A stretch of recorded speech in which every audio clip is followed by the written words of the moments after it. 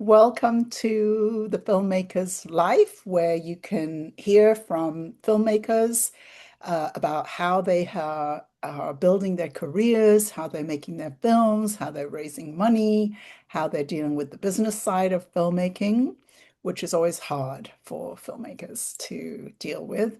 And so we want you to pick up as many good tips as you possibly can from our filmmaker guests. And today, you will, oh, and I've never said this before, but you can like this video and you can subscribe to our channel, and that would be great. And tell other filmmakers about it because we always have great information. So today, I'm very excited to introduce you to Christina Morales Hemenway. And I don't ever do a bio before we start because the first question that I always ask, and so you'll see why we don't do a bio, we just start way at the beginning, hmm is when did you first know you were a filmmaker? That is a good question. I guess I have to preemptively say that I always thought from the time I was born, I thought I was going to be an actress. I really wanted to sing and dance and act and all of that. And so I went out to CalArts and was acting in films and things and realized that I didn't like it as much as I thought I would. And so I realized in that process that I liked the writing and the directing better than the acting. So I snuck into film courses at CalArts. Upon graduating, just announced to everyone that I knew that I was going to be doing a feature film and they could come on board if they wanted to. So that was kind of the inception of it. You know, long before I was a film coach, actually, my very first film teacher went to CalArts. Oh, really? And I didn't even know that, yeah, that they did acting at CalArts. Oh, what were the, do you, I so associate it with producing and yeah, I'm having a hard time hearing you I'm fully. having difficulty. I know I'm having great difficulty with my Wi-Fi. Okay, let me switch to my backup Wi-Fi and see if it's any Okay. better. Okay.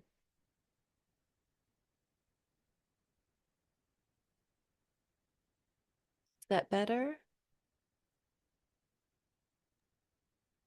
Give her a moment and she'll pop back. Okay. Yeah, because It's like there's a right. little delay. There we go. Okay. Um, so let me just go back to what I was saying that my very first film teacher went to CalArts. Okay. And so I associate CalArts with producing and filmmaking. He went on to become a filmmaker at the UN. Um, so I'd never heard anybody talk about acting at CalArts. Oh, okay. Very interesting. Did they have a whole acting program there? Oh yeah, it's touted as one of the best in the nation, and they accepted 26 people in the world, and only 13 would graduate, like in our class, graduated. So it was very competitive, and I think that was one of the things that was challenging for me too. Acting had always been a fun thing for me, and then they were trying to get us used to Hollywood and the rejection and all of that, the cutthroat world. And so every semester you knew that either you or your friend would be cut. So it was pretty cutthroat. And I think that was one of the things that kind of the competitive aspect that turned me off to acting. I mean, I still act every once in a while in my films, but it's not my primary thing. So Mm. yeah. Yeah, it reminds me of a very early experience of mine in filmmaking where one of my closest friends, Jamin O'Brien, and he had just graduated from film school. I've never been to film school. And we had this conversation and realized that we were producers. And, everybody is supposed to want to be a director. And I remember I bought him the biography of David O. Selznick. And I still use David O. Selznick as an example of what a real producer is. Mm. Um, the person who has the vision is the one who is the producer, is the way I see it. Mm-hmm. The one who has the vision and then the one who implements that vision, right? Interesting. Which I I see as most see it creative. the opposite way. I see it as the director has the one with the vision and the producer is the one that implements it. With my situations, I'm a writer, director, producer, so I have different hats that I put on. So it could be that it is the opposite way, but that's just the way I think of it. Yeah, well, most people do.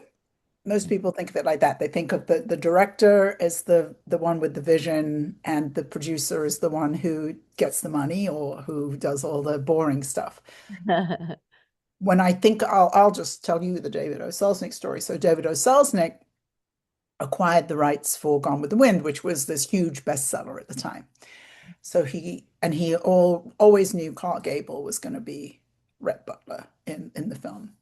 But he didn't have a Scarlett O'Hara.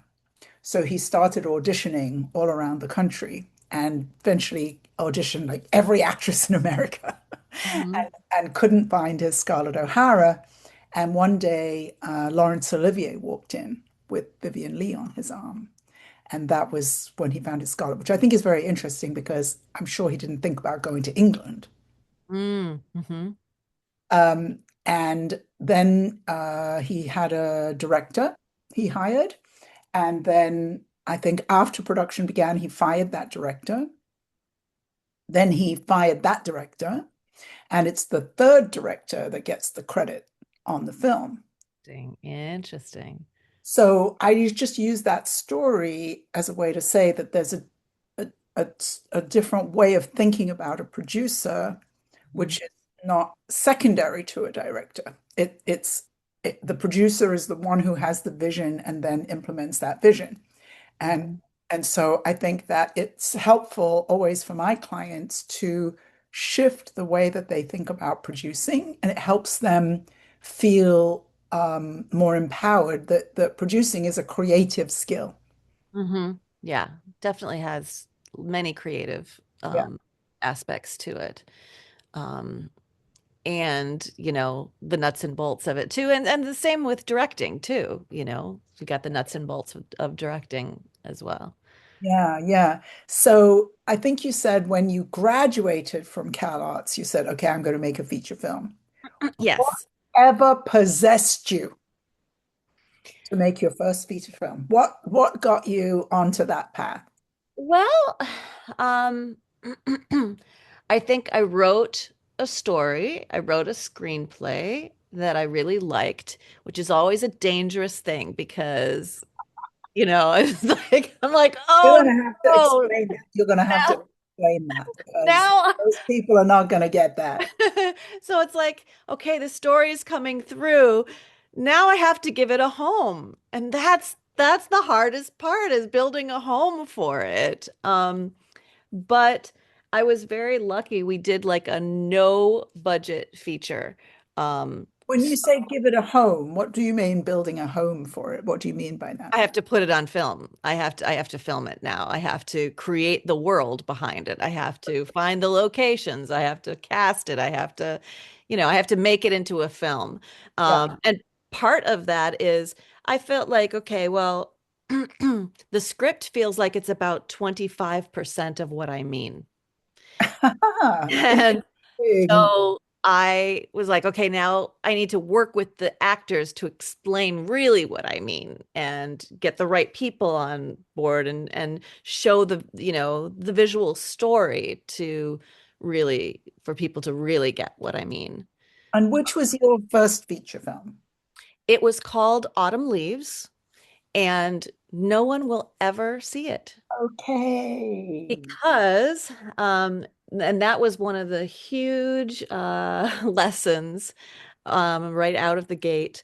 So I was very proud of it. It was something I wrote, directed, produced, starred in. And, it was not my best feature film, it was my first one, right? But I was really proud of it. And I was working at, I can't remember if it was either Fine Line or New Line. I was a temp there. And they said, "Oh, we heard you just did this. We would love to see your film." I said, "Great." Right now, it was back when there was beta cam. So it was like a big, right? And I said, I just have it. I just have the master right now. So I'll be happy to make you a copy and, and send it to you. And they're like, "No, no, no, don't worry. We have a courier service that's insured, so we'll have it back to you by 4 p.m. today." Never saw it Oh, again. no, Whole thing. no. Right. Yep. Never saw it again. And the gates just closed. They would not take my calls. They wouldn't, My I God. couldn't knock on the door, nothing. And, I've never seen it anywhere. So I don't think they did anything with it. I think they lost it and they didn't want to, admit that they lost it. And, I was 22 at the time. I have never heard such an awful story. Yeah. Yeah, it was awful. And But you didn't just go and get a job in a bank. Well, I think it was the thing that made me go, "Okay, I'm going to have to do this outside the studio system. I can't trust them. So I'm going to have to do it on my own." So, yeah. I mean, if it was me today, I would have said, "Okay, I'm going to see you guys and you're going to need to put in $20 million to fix this situation," or whatever it is. But at 22, I just felt like I'm the small guy, they're the big guy, and there's nothing I can do about it. So, it was a huge lesson. But I went back to the What drawing do you think the biggest thing you learned from that experience was, aside from you have to have multiple copies of your film? multiple copies. Yeah. I mean, I think that that was part of it. And then also, um, to make your own way in the world, to, not just give your power over Mm, mm, to others to do with it what they will. mm, mm, mm. I mean, it was something that was so dear to me that I'll never see Good- again. So, Goodness, uh, goodness. I, yeah. I had my first film stolen from me by my film teacher. Tell me, wow, what Yeah, happened there? well, I'm half Trinidadian, and I had told my film teacher about this amazing Trinidadian artist, Peter Minshall. And between him and then this friend I just mentioned, Jamin O'Brien, we put a crew together and we went down to Trinidad to shoot one of Peter Minshall's carnival bands, one carnival in Trinidad. And my husband at the time ended up wearing one of the main costumes, which is like completely unheard of because in Trinidad, anyway, it's a long thing. But anyway, you start out working out in carnival and then you kind of build your way up in the band and you get bigger and bigger costumes, which Okay. makes sense. But the reason that the person who was supposed to wear this costume dropped out was because it was too heavy. Okay. It had these six or more poles out with things on the end, and it was very difficult to carry. And my husband happened to be a very big, strong man. So he got to wear this costume, and it was completely unheard of that anything like that would happen. And so we shot this documentary, and we worked on Jamin and I worked on a making a teaser piece about it to use it for pitching. And I sent it out, and my teacher was so mad that I sent it out without his permission that he stole the film from me, and I never saw it again. Wow. So I was what older what than was his ownership? Like, what did he feel his ownership was? he was the director. He was the director. But it wasn't really about that. He physically stole it, and like you just said, I mean, I didn't think to call the police and say somebody's stolen my film. I didn't Right. doing that. Right. Right. Right. Right. But Wow. yeah, Yes, many lessons learned. yeah. But that when you're saying about being 22, I was older than that. I don't know how old I was, maybe closer to 30. But that power differential between you and your teacher, you know. Right. Right. Right. And so um, I just didn't think of things that I think I would think of today, Yeah. to, and Jamin tried for 2 years to get him to give the film back. Wow. And Wow. I suppose we thought, well, if he didn't speak to me, but if he was nice, and my big sin was that I sent out the teaser without getting his okay first. That was my sin. Mm-hmm. And but having a feature film stolen from you is a big thing. Yep. Big Yep. thing. It's the big And yeah, But I yeah, went on to produce more. exactly. And I think that's really amazing because a lot of people wouldn't. Yeah. Because, I think most people don't understand the amount of work. And you said it was no budget or whatever, but still, the amount of work to get a film and have it actually ready for anyone to watch, it's, Huge. it's a huge mountain to climb. Right. But the thing that it did is it gave me the confidence that I knew I could do it. Uh-huh. Yes, of course. So whether anyone saw it or not, I knew I could do it. So, Right. um, yeah. So you picked yourself up and you made another one, which was the Yep. next. So the next one, so I went back after that. I cut my teeth more on, more like 35 millimeter shorts and that kind of thing. And then I was doing Dreammaker, I want to say in 2004, maybe. And I thought that it was just going to be a short. It was something where I went, gosh, I know so many talented people in Los Angeles, and I would love to see my friend so and so play this kind of character, and my friend so and so play this kind of character. And how could all those characters be related somehow? And so that's how I kind of came up with the concept. It's about a Hollywood psychic that manipulates her Hollywood clients.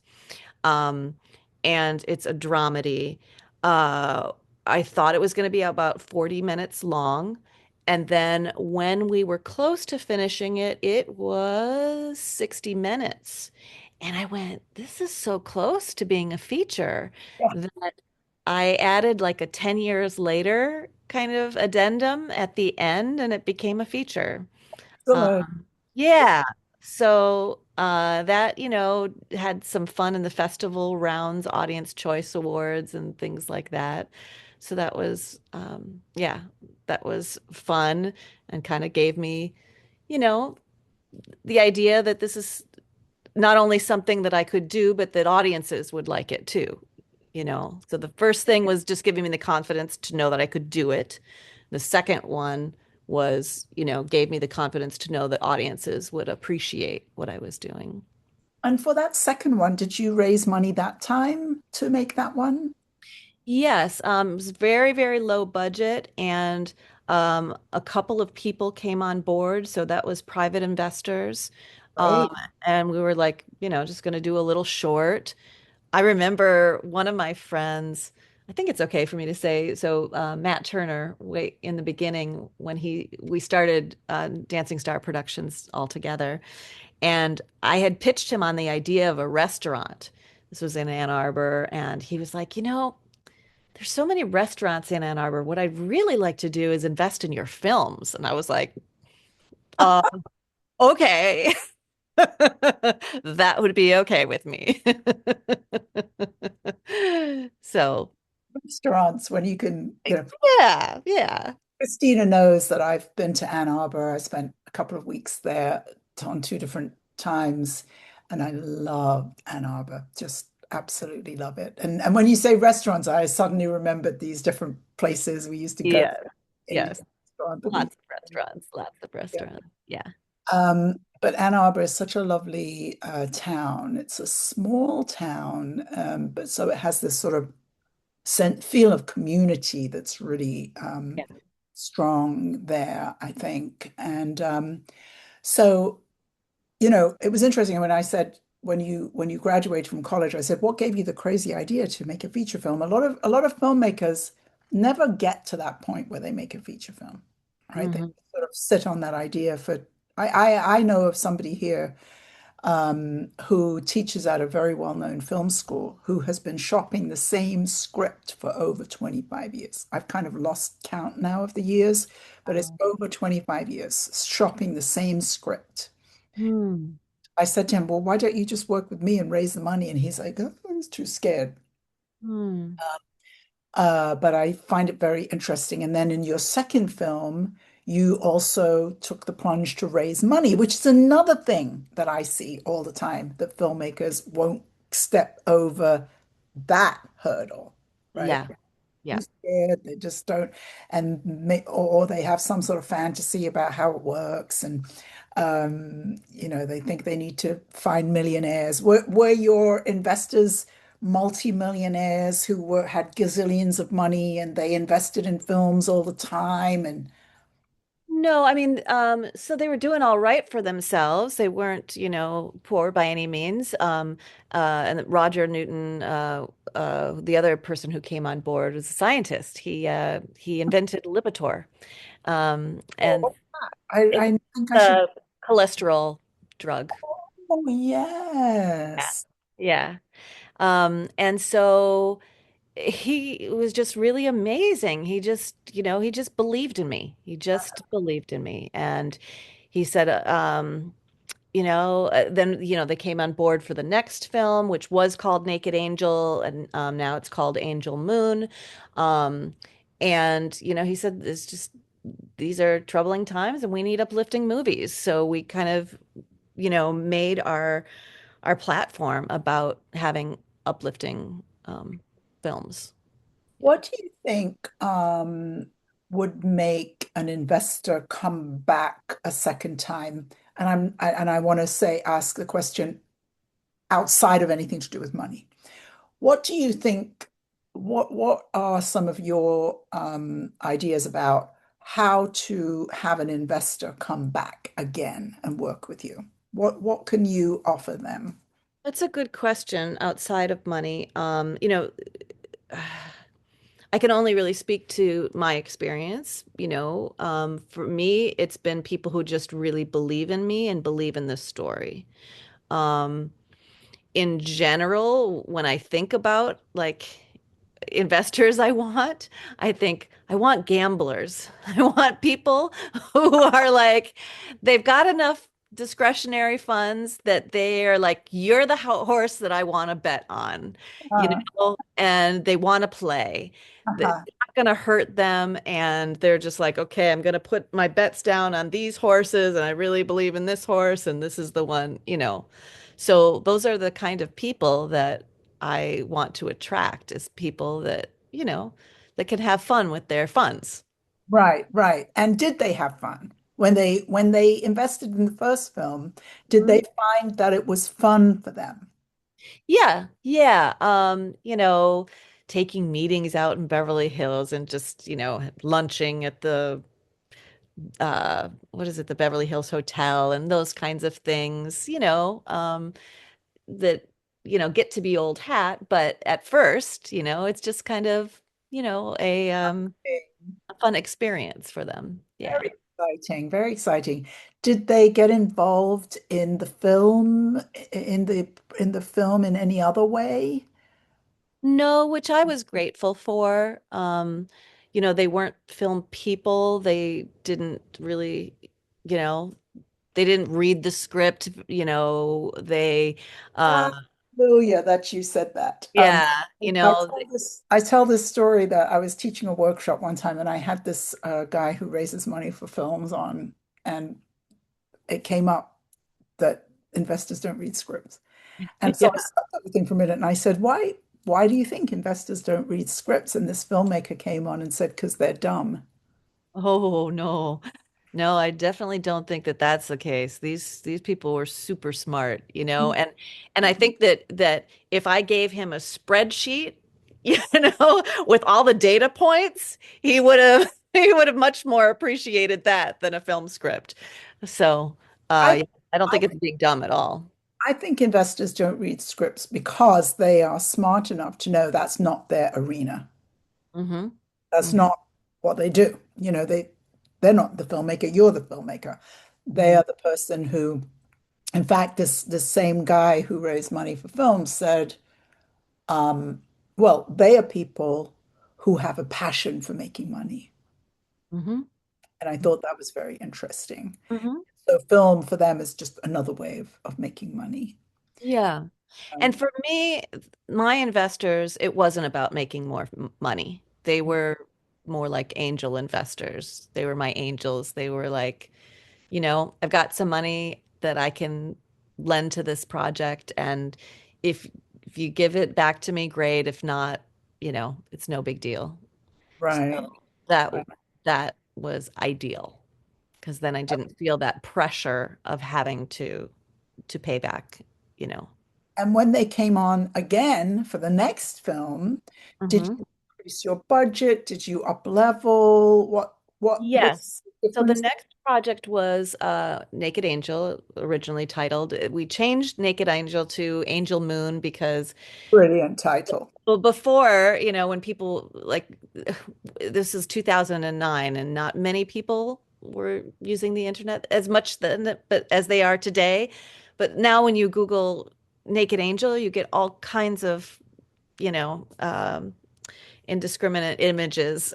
Um, so, so Angel Yes. Moon was a smarter go for us.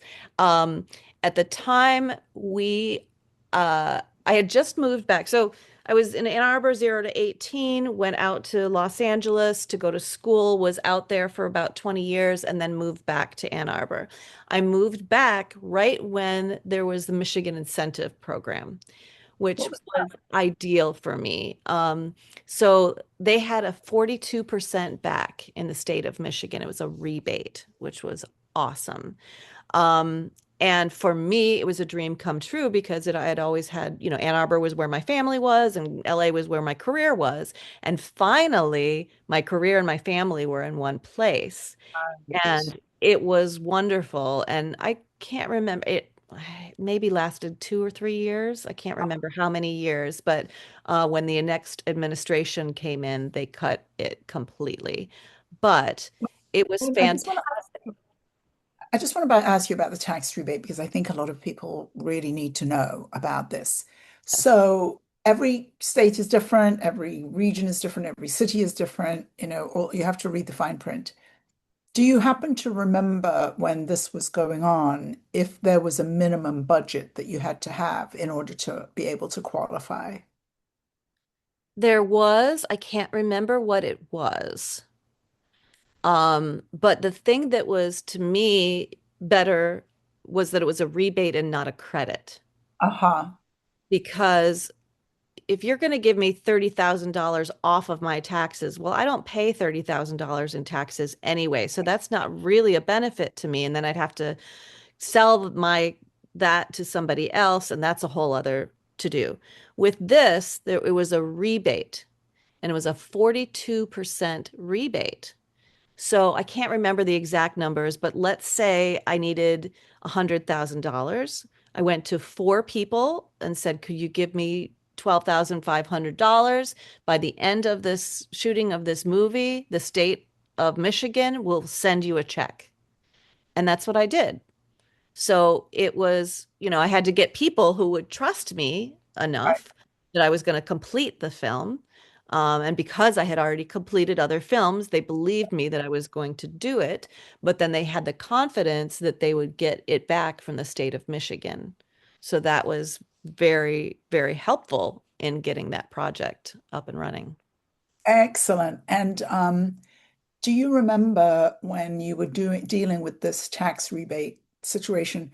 Was the paperwork onerous? Did you do it yourself? Did you have somebody else do it? How did you deal with that side of it? My producer at the time, Andy Wolf, and I did it together. And paperwork in general for me is not easy. I'm Okay. I'm dyslexic, so I just reading something, I have to read it out loud and da da da. But, it wasn't a 50-page essay. It was, it was doable. Yeah. Hmm. Hmm. Nice. That's I do fantastic. remember thinking that it wasn't very well written. Maybe not well written is not really what I want to say, but like it didn't Um, it didn't have as much value for Michiganders as I thought it could. Like Oh, I can't remember what the percentages were, but there was something like a certain percentage of people could be hired from out of state and a mm, certain in state. I felt like they needed to increase the mm. in It's, state for yes, it to be valuable for Michigan, and that could have been a very easy fix, yeah, but they were too short-sighted and they just scrapped the whole program. So, right, right. Yes, we have had that situation here in Miami as well. We used to have a really great tax incentive. And then, I mean, I'm talking like 20 years ago or something when Okay. Republican came in, they got rid of it. Mhm. Um, and all that's going to change. So, we've got good things to be looking forward to. yes, Um, see, we but shall see. yeah, yeah. So the tax incentive went away. So, but you still kept making movies. How did you overcome those financial hurdles? I mean, I think that every feature film takes a filmmaker another step further, another step further, another step, and they're always sort of increasing their capacity. And I Mhm. think of, as I'm a fundraiser through and through, so I think of fundraising capacity as being an important concept, in that a filmmaker grows their fundraising capacity with each film. Has that been true for you in your fundraising Yeah. experience?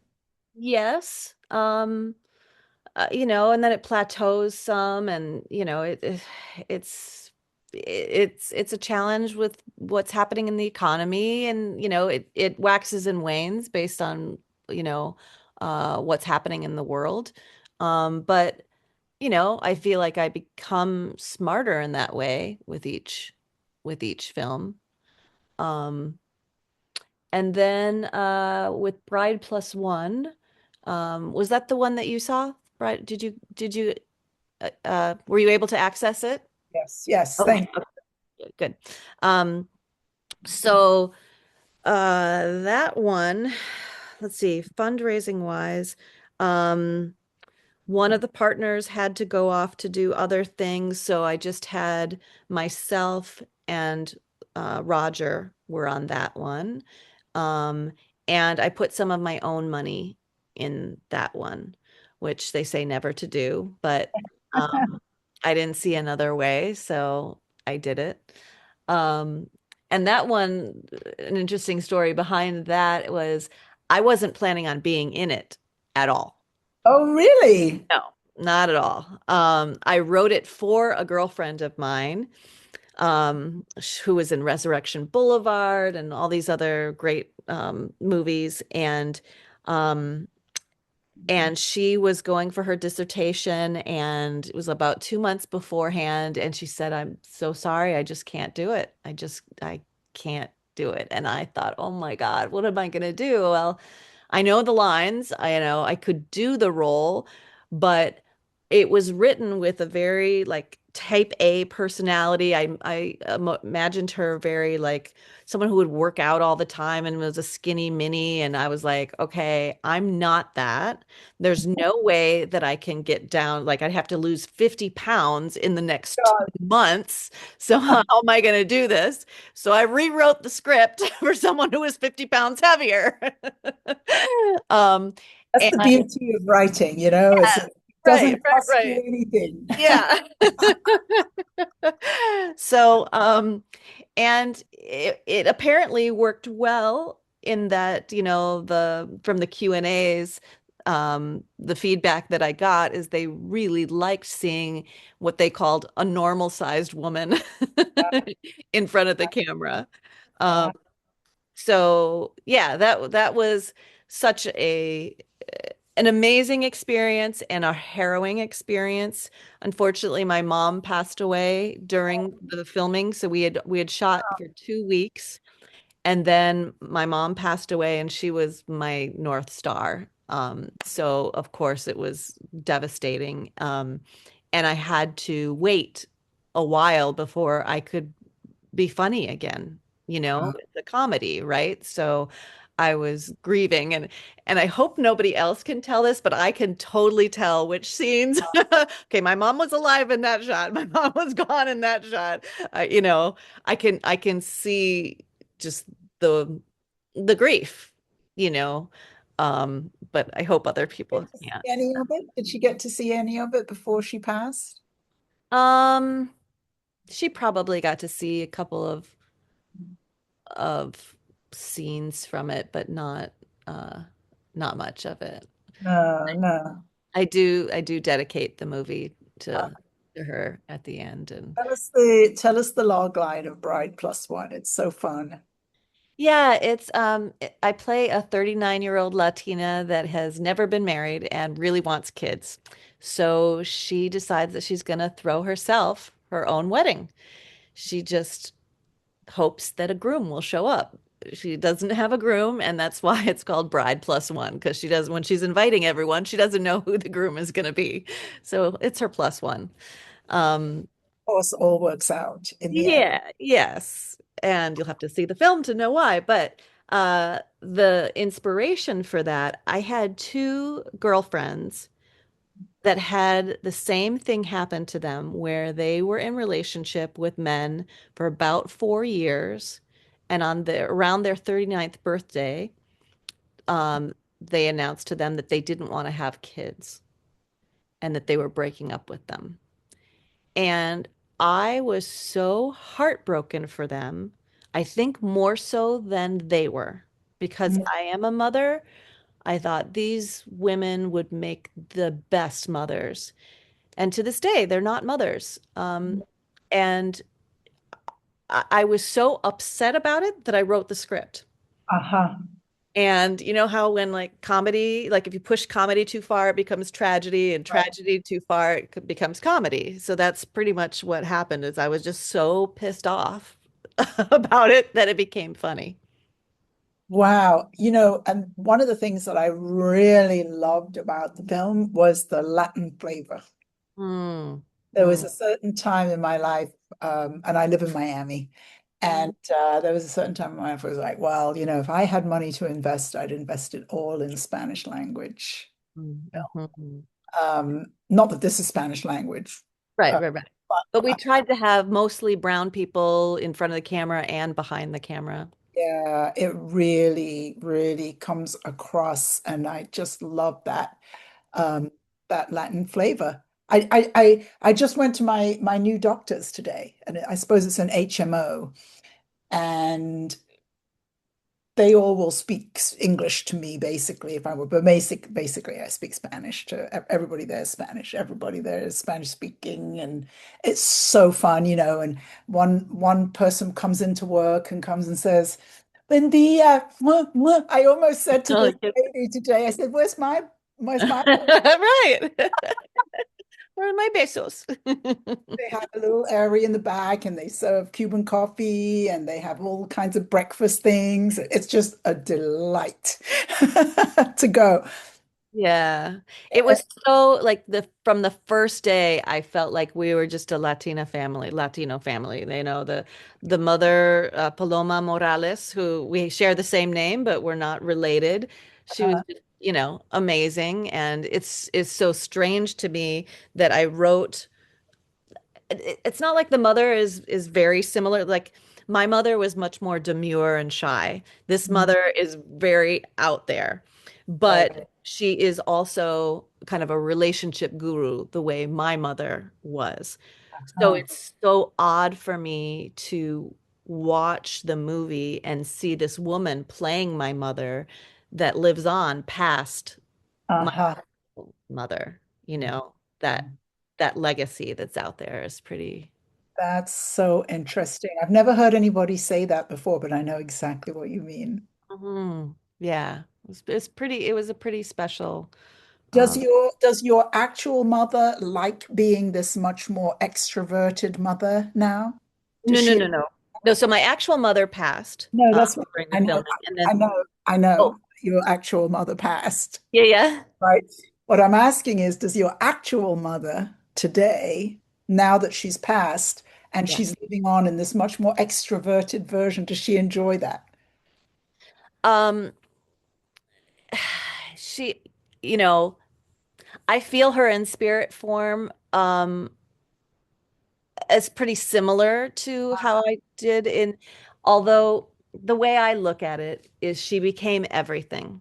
Uh-huh. And when I ask her for something specific, if I want to be with her, I Mm. feel like she actually has to, and I don't ask that often because I feel like she needs to collapse into my memories. Like she Uh, needs to become Interesting. um, the specifics of that personality for me to interact with. Wow. That's So, fascinating. But yeah, other than that, she's a much more expanded.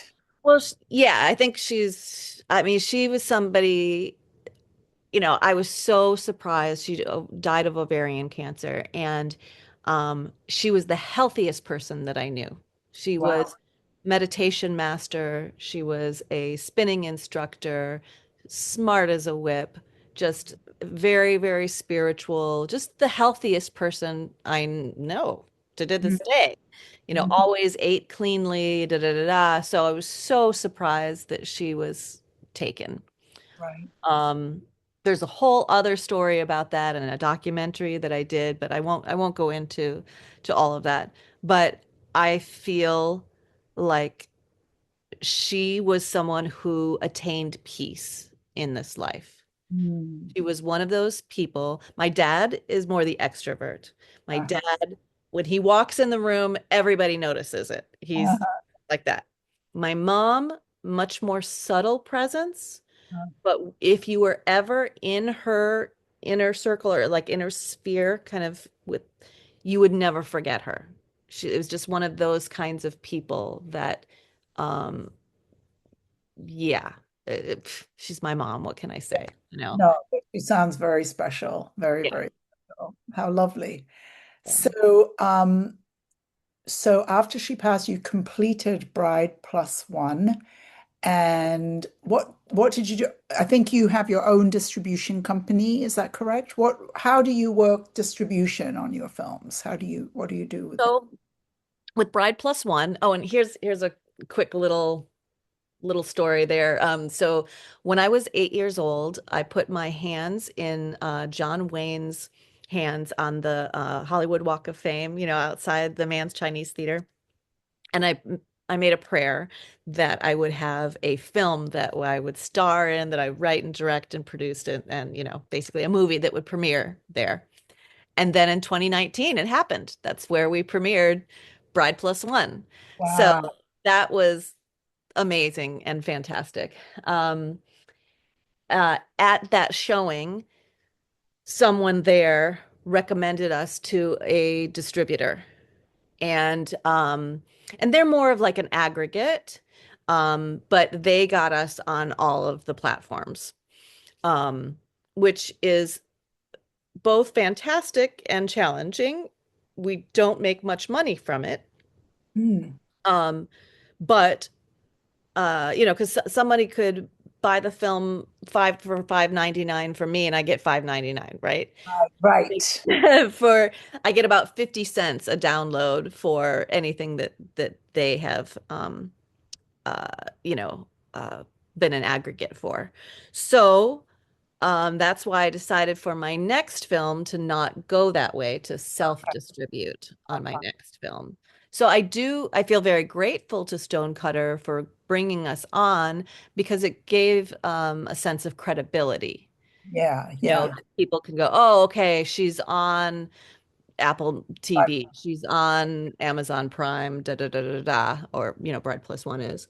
Um, but financially, it's been better to self-distribute than. It's so interesting. I don't think I've ever had a guest who has had both experiences to be able to compare and contrast.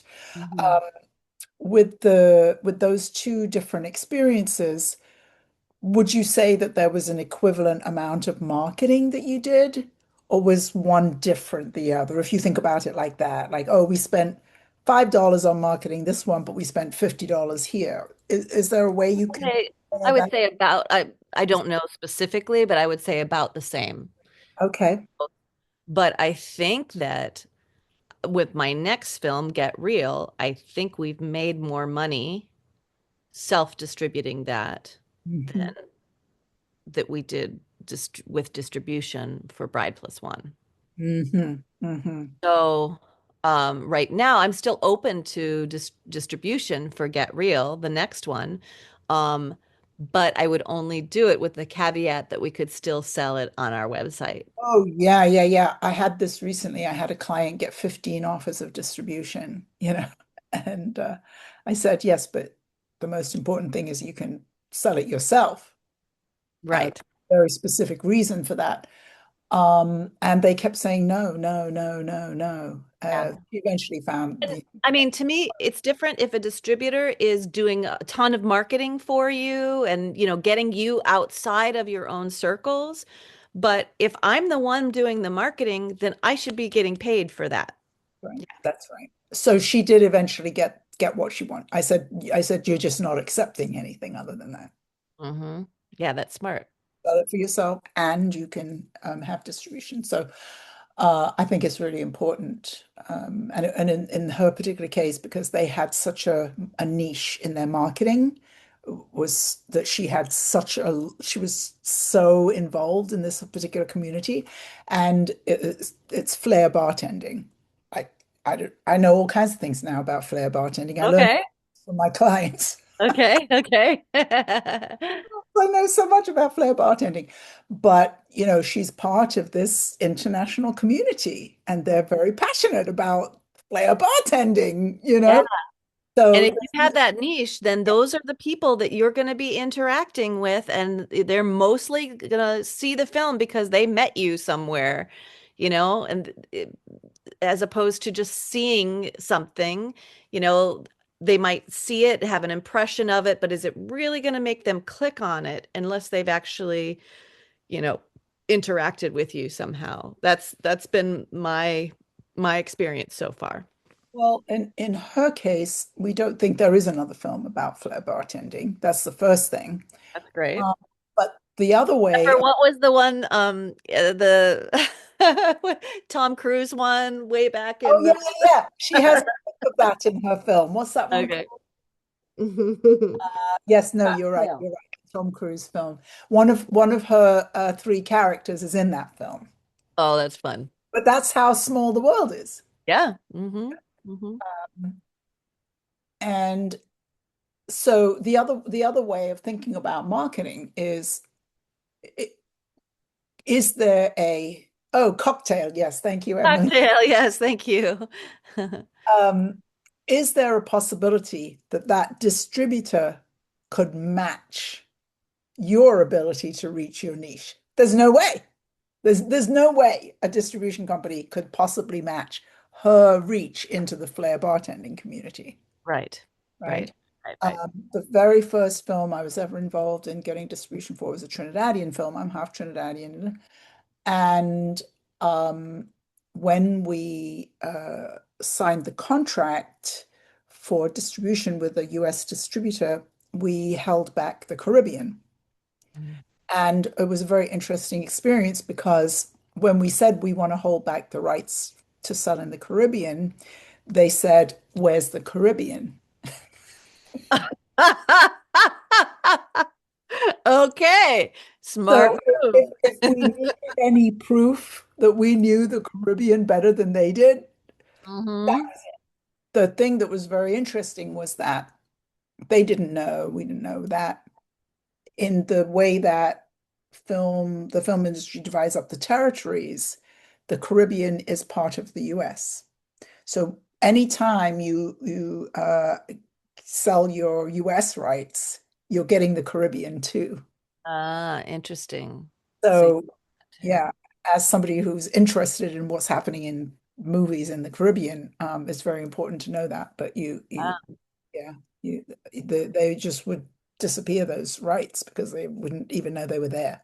Mm. Like I have this friend who sells in Africa, and he told the story about how he got into that business, which was he found this Canadian movie and he wanted to sell it in Uganda. So he got the number, he called them up, and he said, "Hey, I want to license your film so I can show it in Uganda." And they said, "Okay, we'll send you a contract for Africa." And he said, "No, no, no, no, no, no, no, no, no. I just want Uganda." And they said, "Well, that's okay. We'll send you a contract for Africa." He said, "No, no, no, you don't understand. I don't have hardly any money to pay you. So I just want Uganda." And they said, "No, that's okay. We'll give you Africa." Because they don't know the first thing. And that Wow. was clicked. He was like, Yeah. Right. that's now his business. He sells in Mm. Africa. Makes good sense. Don't Like, know anything. Distributors just know certain things and yeah, they know what they know. Yep. Yep. Their mostly experience. they know thrillers and horror and certain genres and um, comedy and romantic comedy, I think is very hard, uh, as a sell. Yeah. Yeah, I'm finding that with my new film Get Real, audiences are loving it, but the long title is Tommy Hollywood and Katie Encino moved to the Midwest to get real. And so it is very much about my experience in Los Angeles and in Michigan. And so it's pretty specific to, people who have had that experience of going back and forth between the Midwest and LA. So it's not going to be globally popular. But Well, I think though that a lot of people have had the experience of, well, I have a dream, and so I have to do this, and I have to go there, and I have to live there. And so, yeah, I think it's relatable to some people, but just little specific things like, how in the Midwest or in Michigan, if you say, "Where are you from?" "I'm from here," yeah, right? Those kinds of things, will be lost in translation. Lily's from Michigan, so she Yeah, knows. yeah. Yeah. Um, but the thing I think about, the thing that one of the sales agents I work with says about comedy is that comedy is always very site specific. So Mm-hmm. it's location specific, it's geographically specific. So a film that you make that's about LA and Michigan Hmm. is not going to be funny to somebody who lives in Uganda. North Korea, right? Right, right. Exactly. But he says, horror is interesting because we're all scared of the same things. Mm-hmm. We're all scared of the boogeyman. Isn't that interesting? Because it's so true. We're all Yeah. scared of the same things, Right. Yeah. you That's know? interesting. Yeah. And I think it's funny when there are a couple of Korean movies that I love that are really funny. So Mhm. I always think about that. Um, why is it that we They find, were able to translate. They were able to, yeah. well, there's something about South Korea that somehow matches. I don't know why. Your kind of, yeah, sensibility. Exactly, exactly. And then, Brits are famous for their comedy. Yeah. And their withheld sense of humor. Yeah. The dry humor and Right, the sarcasm, yeah, for sure, for sure. And then, I think Get Real, would you call it slapstick? I Mm, just call it a broad comedy. more It's very broad. It's very over the top, like I play like this totally ballet girl in it, so it's very, it's I feel like I lived in both places enough to be able to make fun of those places. Like I was, slapstick. an honorary, you know, Los Angelian. I was there for 20 years. I get to make fun of it. I had during COVID, I had the experience of living in Missoula, Montana for a year and a half. Fell, Mm. completely fell in love with Missoula. Um, And I wonder if in Michigan or in Ann Arbor, they're having that experience. I see it now on TV often. There'll be a joke about the Californian moving to Montana. Is there sort of jokes about Californians moving to Michigan? Is that happening at all? Um, I don't know. I mean, like it's so much about what the film was about. So, I was gravitating toward things like that. So, yeah, I mean throughout the whole film, there's, it's jokes about that. There's one time where my character, there's Vicky, and it's Vicky and Nikki, and I can't even remember if I was Nikki or Vicky, right? And they're in a yoga studio, and they get a cell phone and call, and the yoga students are horrified that they're taking Horrified, a call during horrified. studio time. But then they're like, but we have to take it because our girlfriend just moved to the Midwest. And they're like, oh, that's a Tragedy, disaster. That's a, tragedy. Like you were saying earlier, how close tragedy and comedy are. yeah, yeah, yeah. Um, this has now come popped into my mind twice. It's completely a digression. Have you seen Hamnet yet? I have. Oh my goodness. It's such a, hold on a second. I got it. Something that I can't see. Okay. Um, so yeah, what a heart-wrenching, amazing movie. Yeah, that's not for the faint at heart, that movie. I was so touched and amazed by it. But yeah, if you've lost a child or anything, trigger warning. Um, Mm, that's yes, yeah. Have you seen it too? yes, yes. Yeah. Yeah. See it, see it. I don't know why it keeps popping into my head as we're talking, Mm. but maybe Maybe just something around the female gaze, that it's a gaze. female director. Mhm. And I was so amazed at the way she was able to make nature mythological. That Like was great. nature was such a character in the movie, and like it's hard to get nature to speak to you in a way that is not um hokey. But you really felt her connection with nature in a very intimate way. And I think that's very difficult to do visually, you know? I was very So impressed with beautiful it. when it was transformed into the backdrop of the stage. Yes. Oh, so Yeah. beautiful. Yeah. The transformation. I think it's probably just, well, first of all, I'm a Shakespeare fanatic, but I think just your use of the word tragedy. It's not a word you hear very often, Hmm. right? Hmm. And I associate that with Shakespeare. And even though have been a Shakespeare fanatic since I was 11, my parents, for reasons I just don't know, they bought me the complete works of Shakespeare when I was 11. Really? That's impressive. Started Wow. reading it. Wow. They must have thought I needed something to keep my Dive into.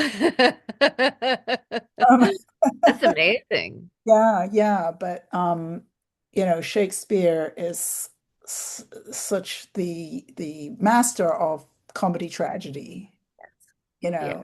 then Yeah. I think Hamnet does a really interesting job of, looking at the the small life of the family. It sort of reminds me of the way Jane Austen's work. Mm.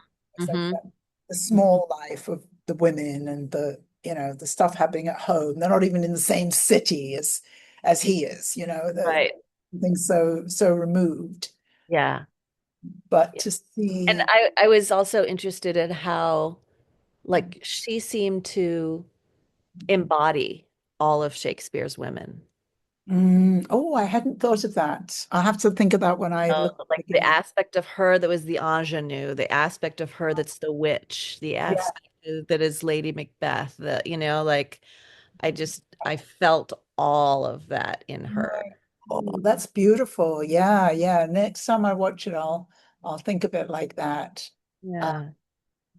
but yeah, I think that, the artist transforming tragedy into comedy or comedy into, or life into tragedy. It's just it's an amazing thing. And especially today, I feel as though just even talking about comedy is something that, I'm like really grateful that we had this conversation about all this comedy and this laughter and we Yeah. And Good. that's actually what our next film festival is, not specific to comedy, but just uplifting. It's called the Dancingstar Uplifting Shorts Festival. Because my company is committed to uplifting movies, we wanted to send it out to the community to just, you know, trouble times. We need things that make us laugh, that make us feel uplifted, to feel inspired. It's it- I think that we as artists have a responsibility to be a mirror. Um, but if we're only mirroring back the horrific, Uh, then there is um, we're doing a disservice, I think, to people. Um, you know, in hypnotherapy, like if you're in a dark room and you lift your eyes up, the mm, the images that you're absorbing really mm, affect you, right? So I mm, feel like as a filmmaker, you have a responsibility to mm, put out images of possibility, right, of a new possibility, of a new world, of, things that are happening good in the world. We're so inundated with right. what's happening that's wrong out there in the world that it can get very depressing. And so um, that's my commitment, is to, you know, to show films that have some semblance of upliftment, or that are inspiring in some way. Nice. Well, thank you so much. So good to get to hang out again and talk Yeah, and too. learn more about you and your work and your lovely mother. Thank you. Thank you. I think she thanks you too. And Yeah. yeah, as I said, I've never said it before, but like, subscribe to the channel. You'll learn a lot from all the filmmakers that we talk to. And, mostly just know that it's all possible. It's very, very possible. If you Yeah. can do it, if Christina can do it, if I can do it, then you can do it.